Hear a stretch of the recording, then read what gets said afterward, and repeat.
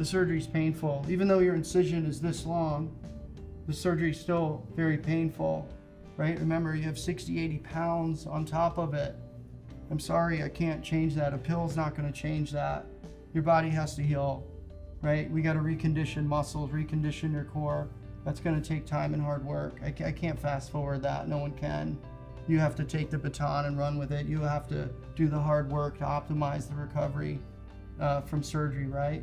So of course it's painful, but the pain meds, the narcotic drugs that we prescribe for you to help with the pain, work pretty well for the surgical pain.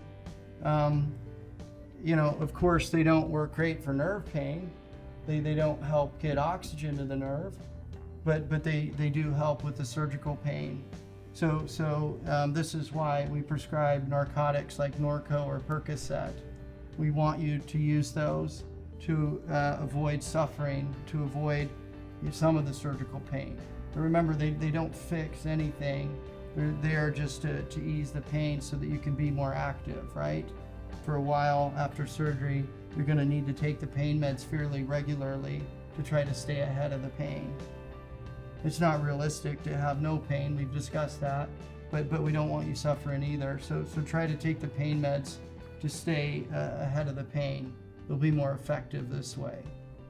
Pain management is by far and away the most important thing that you need to understand before you leave the hospital, as far as what medicines, how you take them, and also the problems associated with those medicines.